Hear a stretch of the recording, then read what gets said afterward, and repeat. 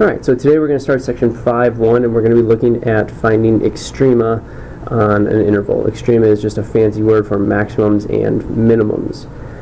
So we want to understand the definition of extrema of a function on an interval, understand the definition of relative extrema of a function on an open interval, and find extrema on a closed interval. So first we're going to go through a bunch of definitions. So this is on that packet that I handed you. You're just going to be filling things in. So f is defined on an interval I containing some value c. So f is the function, we have some interval I, and c is some input value. F of c is the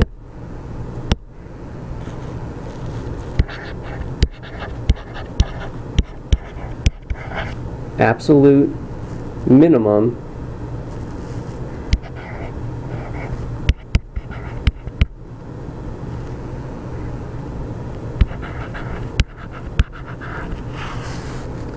of f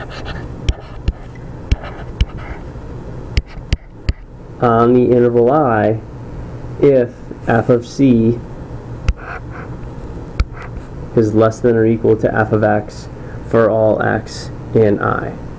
So that's a lot of really technical terms or big words to basically say f of c is the lowest point on the function if it's lower than every other point on the function.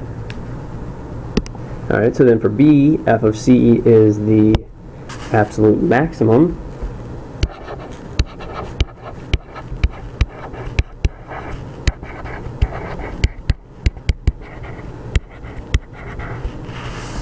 of f on I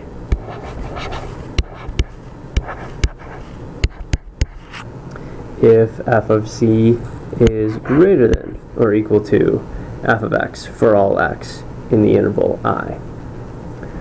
So again, that's just a very formal way of saying if it's the highest point on the entire function, then it's the absolute highest point on the entire function. It's above everything else. So max and mins are extrema on an interval, so these you'll be hearing both, the phrase max and min or extrema. Unless specified, finding extrema implies finding absolute extrema, so the absolute highest point and the absolute lowest point. Next thing, extreme value theorem. So first we'll write it down and we'll talk about it. If f is continuous,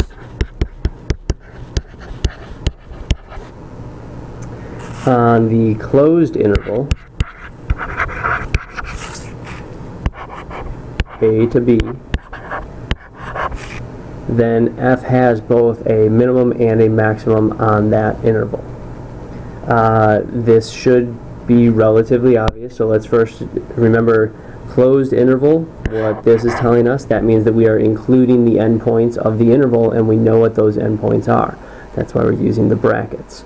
So if something is continuous between 2 points, then somewhere in between those 2 points it has a highest value and a lowest value.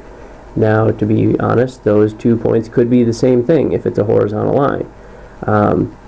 However, it contains a maximum and a minimum.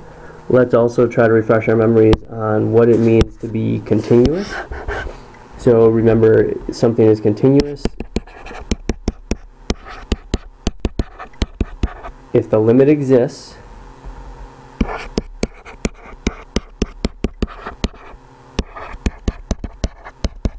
the function exists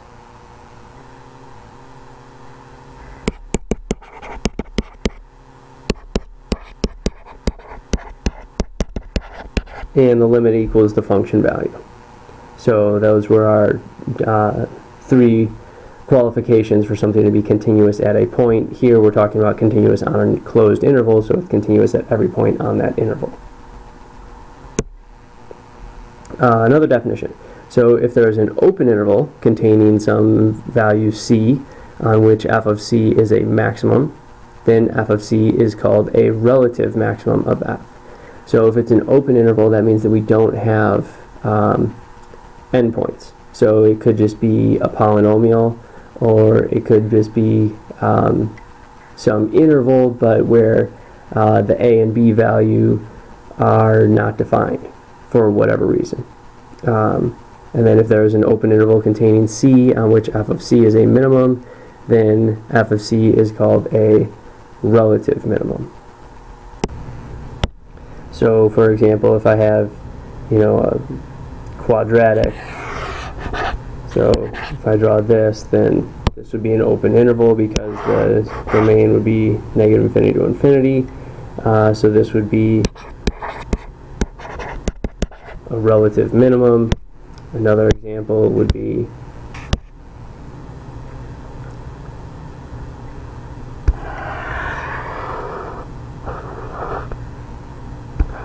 if I have something like this, at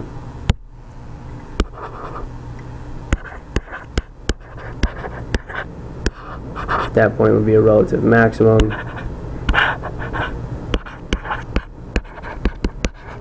That would be a relative minimum.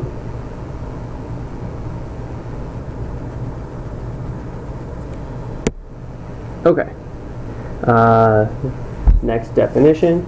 So if f of c is a relative extreme for f, then c is what we call a critical number.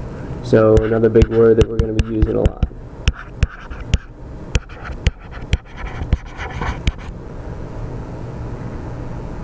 Of f. That's not off, that's of f. So if f of c is a relative extreme for f, then c is a critical number of f. Remember, relative extreme, that's saying max or min. So given f of c is defined, c is a critical number if the derivative equals 0 at c, or f is not differentiable at c.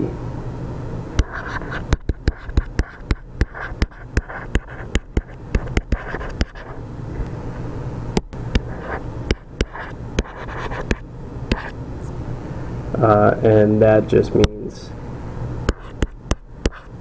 the derivative does not exist at c. The absolute max and absolute min of f on the closed interval a, b occur either at an endpoint of a and b or at a critical number in a and b. So basically, to find critical numbers on the interval, we find the derivative, set the derivative equal to 0, and find where the derivative is undefined, and then that'll help us find, or that will find us the critical numbers. Then the critical numbers may or may not be relative maximums and minimums. Okay, so here's just another example of extrema. So here at this point, this is an endpoint. It is included in the interval, so that's an absolute minimum, whereas this is a relative minimum because this is a low point on the function within the interval. Also think about, so at this point here, the derivative would equal 0, the derivative of the function, because the horizontal tangent line would have a slope of 0. Here this is a relative maximum, and the derivative here would not exist because it's a sharp turn. So that would give us a critical value there. Here this is an absolute and a relative maximum because it is the highest point on the interval. And again here, the critical, this would be a critical number, d, because the derivative would equal 0 at this point. Alright, so now we're going to focus on finding critical numbers, because once we use the critical numbers, as I said, to find the maximums and minimums, and so we need to know how to find the critical numbers. So find critical numbers, C1, C2, so on to Cn, of which are on the open interval a to b. We compute f of a, f of b, f of c1, f of c2, and so on. The largest and smallest values will be the maximums and minimums in a to b. So notice that we also find f of a and f of b, because if it's a closed interval, then those points could be the absolute max or min. And then again, to find the actual critical numbers, we use the derivative, and it's where the derivative does not exist or where the derivative equals 0. Okay, so let's find all the critical numbers of f of x equals 2x cubed minus 21x squared plus 60x minus 4. So first, let's think about what is the domain of this function, because that tells us the interval that we're looking at. So the domain of this function, well, this function is a polynomial, therefore the domain is all real numbers. So we're dealing with an open interval. A is negative infinity, b is infinity. What is our derivative using our power rule? 6x squared minus 42x plus 60. And so now to find our critical values, we want to find where does the derivative equal 0 or not exist. Since the derivative is a polynomial, it's going to exist everywhere, so we just need to figure out where it equals 0. I'm also going to divide everything that has a factor of 6, so I'm going to reduce this and make it x squared minus 7x plus 10. Now this factors.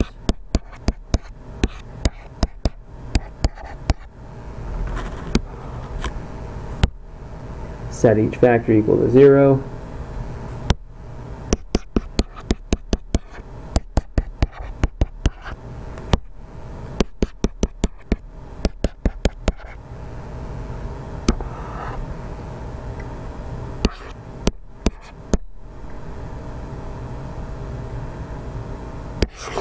So my critical values are x equals 5 and x equals 2. Alright, so now I want you to try to find the critical numbers for this function, f of x equals x squared over x minus 1. First figure out the domain, then find the critical values, pause the video, unpause when you're ready to check your work. Alright, so here we should end up with our critical values are x equals 0, x equals 2, and x equals 1. So if you're confused, let's look at how we get that. Well, first we want to recognize the domain is negative infinity to 1 and 1 to infinity. So then I took the derivative using the quotient rule, so bottom times the derivative of the top minus the top times the derivative of the bottom over the bottom squared. Simplify and combine like terms in the numerator, and I end up with my derivative is x squared minus 2x over x minus 1 quantity squared. Set the derivative equal to 0.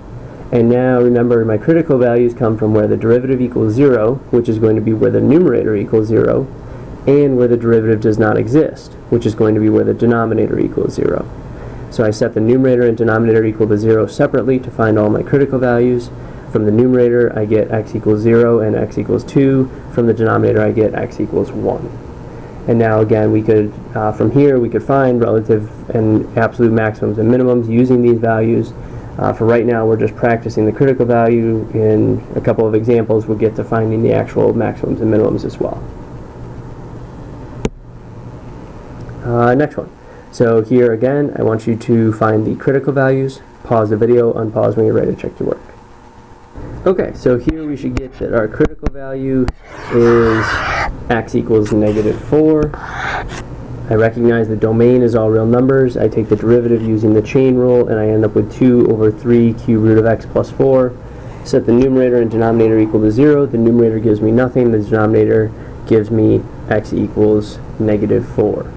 So now I just want to look at this function real quick in the calculator as well. So I put this in to y1, just because this is an example of a function we may not be that familiar with how it looks. And so we can see here, the domain is all real numbers, and I can see when x is negative 4, that is a low point on the graph. So that's why that's a critical number, which in this case is also a relative minimum. Alright, there's 2 more examples I want to do where we're actually going to find the maximums and minimums, but we're running out of time on this video, so I want we're going to end this video here. It's been a blast, I know, but don't worry, there's a part 2. So stop this video, open up part 2, there's 2 more examples, and then we'll be done with this lesson.